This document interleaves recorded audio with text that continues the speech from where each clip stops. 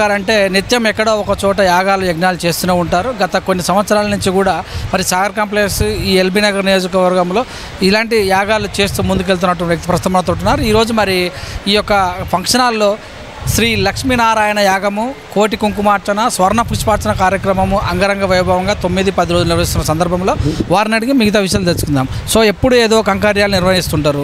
So రాబోయే తరాలకు యువతకు కూడా తెలియజేసే కార్యక్రమంలో భాగంగా ఈరోజు కూడా చేస్తున్నారు. సో ఇంకా ఏం చేసే అవకాశం? శ్రీమాత్రే నమః. మా రేణుకా రాజరాజేశ్వరి పీఠం ఆధ్వర్యంలో ఇటువంటి సామూహిక కార్యక్రమాలు చేయడంలో ఉద్దేశం ఏమిటా అంటే, ఈ కలిధర్మంలో ఎవరికి వారే యమునా తీరే అనేటువంటి విధంగా ఉంటున్నారు. అంటే మనలో మనకు కులాల గొడవల వల్ల కానీ, ఆర్య ద్రావిడ విభజనలతో కానీ, బ్రాహ్మణ కులాల చేత కానీ ఏదో ఒక సంఘర్షణ. ఇది కాకుండా మేమంతా ఒకటే, మనమంతా ఒకటే, మన జాతి ఒకే జాతి, భారత జాతి, హైందవ ధర్మం. ఏ పూజా కార్యక్రమాలైనా మన ధర్మం ఏం చెప్తుంది అంటే, ఈ పూజ చేస్తే భగవంతుడు కాపాడుతుందని చెప్పదు. ధర్మో రక్షతి రక్షిత, ధర్మాన్ని నువ్వు కాపాడు, ఆ ధర్మం నేను కాపాడుతుందని చెప్తుంది. కనుక మా రేణుకా రాజరాజేశ్వరి పీఠం తరపున పేద ధనిక అనేటువంటి భావన లేకుండా అందరినీ కలుపుకొని పోవాలనేటువంటి ఉద్దేశం చేత అందరి చేత ఇటువంటి సామూహిక కార్యక్రమాలు ప్రతి సంవత్సరంలో 2-3 సార్లు ఇట్లా కార్యక్రమాలు నిర్వహిస్తూ ఉంటాం. అయితే ఎప్పుడు సాగర్ కాంప్లెక్స్లోనే పీఠం దగ్గరనే నిర్వహించేది. కానీ అక్కడ అన్ని ఇండ్లు ఏర్పడడం చేత, అక్కడ వసతి లేకపోవడం చేత బయట నిర్వహించిన ఈ ఎండకు ఇబ్బంది అవుతుందని చెప్పి ఇటువంటి ఫంక్షన్ హాల్లో ఇటువంటి కార్యక్రమాలు నిర్వహిస్తున్నాం. మీరు అన్న విధంగానే భవిష్యత్తులో ఏం కార్యక్రమం నిర్వహిస్తామనేది మా చేతిలో ఏముండదు. ఇచ్ఛాశక్తి, జ్ఞానశక్తి, క్రియాశక్తి స్వరూపిణైనటువంటి ఆ జగన్మాత మా చేత ఏ ప్రేరణ చేపిస్తే ఆ కార్యక్రమం మేము చేస్తూనే ఉంటాం. కానీ ఏదో ఒక కార్యక్రమం ప్రతి 6 నెలలకు ఇట్లా మా పీఠం తరపున జరుగుతుందని చెప్పి మాత్రం మేము మీ మీడియా ద్వారా V3 ఛానల్ ద్వారా మీకు తెలియజేస్తున్నాం. ముఖ్యంగా చాలామంది కూడా చెప్పే విషయం ఏంటంటే, తపస్సు పూర్వకాలంలో తపస్సు ద్వారా భగవంతుని ప్రసన్నం చేసుకునే వాళ్ళు, తర్వాత యజ్ఞయాగాలు ఈ కలియుగంలో నామజపం ద్వారానే చేసుకోవచ్చు అని చెప్తున్నారు. సో దీని ఎలా చూడాలి? కరెక్టే మీరు చెప్పింది.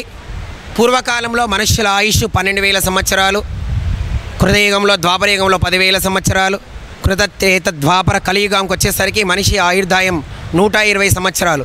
కానీ ప్రస్తుత తరంలో అది అర్ధాయువే, అంటే 60 సంవత్సరాలే. అయితే స్థలాన్ని బట్టి, ధర్మాన్ని బట్టి, యుగాన్ని బట్టి అది మారుతూ ఉంటుంది. కలో నామస్మరణ, కలియుగంలో నామస్మరణ చేతనే మనకు పుణ్యం అని చెప్తుంది. ఎందుకంటే వేదం ఏం చెప్తుంది? దేహో దేవాలయ ప్రోక్తో జీవో దేవసనాతన. దేహం అనేటువంటి దేవాలయంలో జీవుడు ఉంటాడు. ఆ జీవుని తెలుసుకున్న రోజు మనమే భగవంతునితో సమానం అని చెప్తుంది. కనుక ఇటువంటి ఆధ్యాత్మిక కార్యక్రమాల ద్వారా మేము వాళ్ళలో ఉన్నటువంటి ఆ ఆధ్యాత్మిక భావనను, వాళ్ళలో ఉన్నటువంటి శక్తిని వారికి గుర్తు చేయడమే మా రేణుకా రాజరాజేశ్వరి పీఠం సంకల్పం. మీరు చెప్పిన విధంగా ఈ ధర్మంలో పూర్వకాలంలో నెలలుగా యజ్ఞ యాగాలు చేసేది. మేము కూడా ఈ ధర్మంలో, ఈ యుగంలో ఇప్పుడు 5 రోజులు 3 రోజులుగా చేస్తున్నాం. పోయినసారి ఒకటే రోజు పిఎస్ఆర్ శ్లోక గార్డెన్లో ఆశ్లేష నక్షత్ర యామక సర్పశాంతి కార్యక్రమాన్ని ఒకే రోజు 2,500 మంది చేత అంగరంగ వైభవంగా నిర్వహించుకున్నాం. కాకపోతే ఇది 2 రోజుల కార్యక్రమము. అక్షయ తృతీయ సందర్భంగా ఈరోజు లక్ష్మీనారాయణ యాగం, సాయంత్రం మైలచే కోటి కుంకుమార్చన, రేపు స్వర్ణ పుష్పార్చన, లోక కళ్యాణార్థం లక్ష్మీనారాయణ కళ్యాణం, ఇటువంటి కార్యక్రమాలు కూడా జరుగుతాయని తెలియజేస్తున్నాం. ఈ యుగంలో మనం చూస్తున్నాం, నిన్న జరిగినట్టు పెళ్లిలో ఒక పురోహితులు వెళ్ళి వైవాహిక కార్యక్రమం నిర్వహిస్తుంటే సో వారి మీద వచ్చినటువంటి వాళ్ళందరూ కూడా హేళన చేసినటువంటి చూసాం. ఇలాంటి చాలా జరుగుతున్నాయి. దీని ఎలా చూడాలి? ఇది కలిధర్మం. ఎవరైతే జ్ఞానాన్ని, సద్బుద్ధిని ప్రసాదిస్తారో, అంటే ఉపాధ్యాయులు కానీ, సినిమాలు చూడండి, సినిమాల ప్రభావం. ఒక లెక్చరర్గా ఉండి వారు పాఠం చెప్తుంటే వారిని అవమానించడం అంటే ఏమిటి అంటే, జ్ఞానాన్ని బోధించే గురువులను, పౌరుల హితాన్ని కోరే పౌరోహితుని హేళన చేయడం అనేటువంటిది ఒక ప్యాషన్గా మారింది. అది అన్ని చోట్ల అయితే ఉండదు. ఎక్కడనో తుంటరి వాళ్ళు తప్ప 100లో ఒక 10% అటువంటి వారికి కూడా ఇటువంటి కార్యక్రమాలు చేసి మనం తగిన బుద్ధిని చెప్పాలి. అందరు అట్లా ఉన్నారంటే కాదు. ఎందుకంటే ఇక్కడ బ్రాహ్మణ భక్తి మీరు చూస్తూ ఉండొచ్చు. మన తెలంగాణ ప్రాంతంలో కావచ్చు, ఆంధ్ర ప్రాంతంలో బ్రాహ్మణ భక్తి చాలా విధంగా ఉంటుంది. అది ఎక్కడనో తుంటరి చేష్టల చేత చేసిరు. వారు కూడా వారి తప్పును తెలుసుకున్నారు.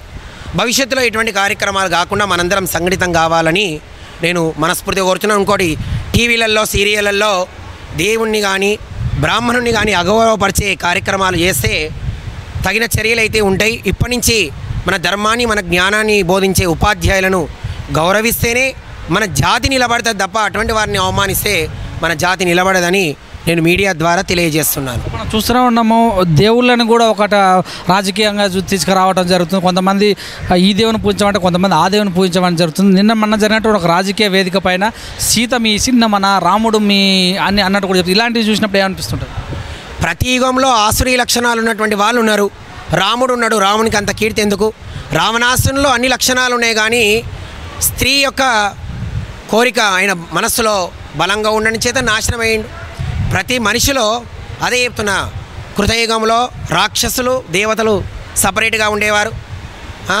ద్వాపర యుగంలో ఒకే ఇంట్లో ఉండడం జరిగింది. ఇది కలియుగం. మన మనసులోనే ఉన్నాడు రాక్షసులు మనుషులు. ఇప్పుడే ఒక క్షణం మంచిగా ఉంటాం, మరుక్షణంలో రాక్షసత్వంగా మారుతున్నాం. అది మనం నేర్చుకునేటువంటి సంస్కారం పైన, మనం చిన్న ఉన్నప్పటి నుంచి పెరిగినటువంటి వాతావరణంపై ఆధారపడి ఉంటుంది తప్ప ఈ కలిధర్మంలోనే ఇట్లా అంటుంది కాదు. ప్రతి ధర్మంలో ప్రతి యుగంలో ఇటువంటి ఆసురీ బాధ, మనకు రాక్షస బాధ లేదా? ఈ యుగంలో కూడా ఉంది. ఎప్పటికైనా అటువంటి చెడు పైన మంచి విజయం సాధిస్తుంది. ఎందుకంటే ఇప్పుడు ఏం చెప్పినా ధర్మో రక్షత రక్షత, ధర్మాన్ని మనం పాటించాలి. ఎప్పటికైనా ధర్మమేమో మనల్ని కాపాడుతుంది. అటువంటి వారికి తప్పకుండా తగిన ప్రాయశ్చిత్తం వాళ్ళు అనుభవించక తప్పదు.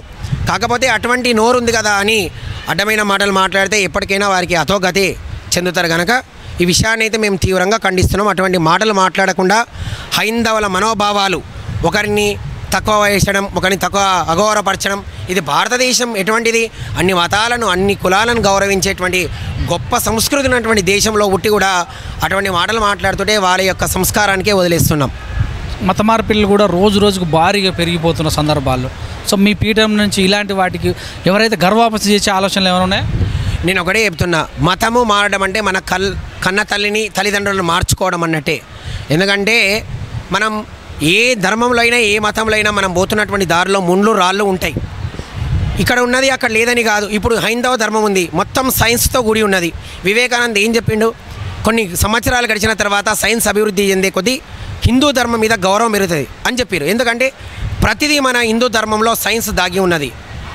Hinduism is the mother of all religions. ఇప్పుడు మత మార్పిడి అనేటువంటిది నేను ఏం చెప్తున్నా అంటే, మతాలను మార్చడం అనేటువంటిది అంటే ఏదైనా ఉంటే అది మన తల్లిదండ్రులను వీళ్ళు మా తల్లిదండ్రులు గారని చెప్పుకోవడమే తప్ప ఇంకోటి ఏమీ ఉండదు. కాకపోతే అటువంటి మత మార్పిడులు జరగకుండా, ఎందుకంటే పూర్వకాలంలో మన ఈ కుల వ్యవస్థ వల్ల కూడా ఇటువంటి మత మార్పిడి ఎక్కువ జరుగుతుంది. నేను ఒకటే చెప్తున్నా, భగవంతుని దృష్టిలో అన్ని కులాలు కూడా ఒకటే. ఇప్పుడు మా ఇక్కడ కూర్చున్న వాళ్ళలో చూస్తే అన్ని సబండ వర్ణాల వారు కూడా ఉన్నారు. మేము అదే చెప్తున్నాం, అందరం ఒకటే, మనందరం కూడా హైందవులం, మన ధర్మాన్ని కాపాడుకోవాలని మా పీఠం తరపున ప్రచారం ఉంటుంది. కనుక మా పీఠం యొక్క లక్షణాలు గుణగణాలు అన్నీ కూడా నచ్చే ఈ వేలాదిగా మంది వస్తున్నారు. అది అమ్మవారి యొక్క ఆజ్ఞ, అమ్మవారి యొక్క ఇచ్చగా మేము భావిస్తున్నాం. సో వేదాలు చెప్తున్నట్టు చతుర్వర్ణాలలో ఉన్నటువంటి శూద్రులకు కూడా మరి పండితాన్ని ఏదైతే నేర్పించే అవకాశాలు ఏమైనా ప్లాన్ చేస్తారా?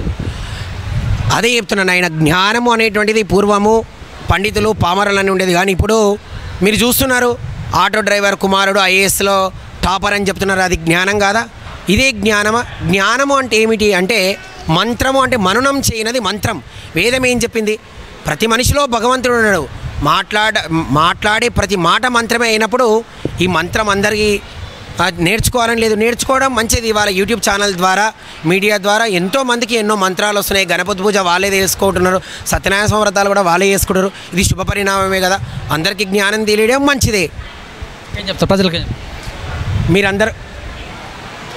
మీరందరూ కూడా ఈ లక్ష్మీనారాయణ యాగం లోక కళ్యాణార్థం నిర్వహిస్తున్న ఇటువంటి కార్యక్రమానికి విశేషంగా విచ్చేసి సాయంకాలం జరిగే కుంకుమార్చన కార్యక్రమంలో అధిక సంఖ్యలో పాల్గొని రేపు అక్షయ తృతీయ సందర్భంగా నిర్వహించే కుంకుమార్చనలో స్వర్ణపుష్పార్చనలో పాల్గొని లక్ష్మీనారాయణ యాగాన్ని దర్శించి తీర్థప్రసాదాలు అన్నప్రసాదాలు స్వీకరించి హైందవ ధర్మం కోసం మనందరం కూడా ఐకమత్యంగా ఉంటేనే, ఐకమత్యమే మహాబలం అని చెప్తుంది వేదం కనుక, ఐకమత్యంతో ఉండి మన ధర్మాన్ని మన మతాన్ని, మతము అనడం కన్నా ధర్మాన్ని కాపాడుకోవడం సరైనటువంటి దారి అని చెప్పి ధర్మాన్ని కాపాడండి, ఆ ధర్మమే కాపాడతామని మేము చివరిగా చెప్తున్నాం. జగదంబ విశ్వపారిణి మాతాకి జై. చివరిగా ఎలక్షన్లో ఒక మతం వాళ్ళు ఒక పార్టీకే ఓటేయని కూడా బహిరంగంగా చెప్తారు. మరి హిందువులలో అలాంటి ఆచరణ రాలేదని కూడా అంటారు. మరి హిందువులు ఏం చూసుకోవాల్సి దేనికి ఓటేయాల్సిన అవసరం?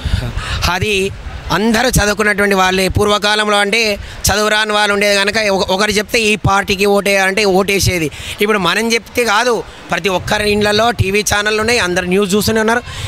జ్ఞానము అజ్ఞానం విచక్షణ జ్ఞానం వాళ్ళకే ఉంది. మనం చెప్పినంత మాత్రాన వాళ్ళు వేస్తారంటే ఓటర్ యొక్క నాడీ తెలిస్తే, ఓటర్ యొక్క నాడీ కనుక తెలిస్తే ఈరోజు చంద్రశేఖరరావు గారు మరి ఓడిపోయేవారా? అది ఎవ్వరు అంచనా వేయలేరు. ఒక్కటి ధర్మంగా ఉన్నటువంటి వాటిని గెలిపించుకోవాలి. అదొక్కడే నేను చెప్పేది. మీ విచక్షణ జ్ఞానంతో మీరు ఓటు వేయండి. మేమెవరం మీరు ఓటు దీనికి ఓటు వేయాలి ఓటు వేయద్దని చెప్పేది. ధర్మాన్ని కాపాడుకునే వాళ్ళకు ఓటు వేయాలి. అట్లా అనుకుంటుంటే ఈరోజు ఈ గవర్నమెంట్ ఉండే ఆ గవర్నమెంట్ అని కాదు. ఏది మంచి ఏది చెడో ప్రజలకే తెలుసు కనుక వాళ్ళ ఇష్టం ఉన్నటువంటి నాయకుని ఎన్నుకుంటారు. కాకపోతే మంచి వాళ్ళని ఎన్నుకోవాలని మేము కోరుకుంటాం అంతే. జై శ్రీరామ్.